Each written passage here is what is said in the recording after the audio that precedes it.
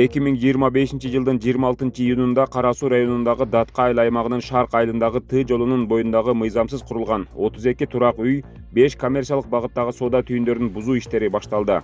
Бул аракет жолдун кеңейүүсүн камсыздоо, транспорт кыймылынын коопсуздугун жогорулатуу жана коомдук кызыкчылыкты коргоо максатында жүргүзүлүүдө.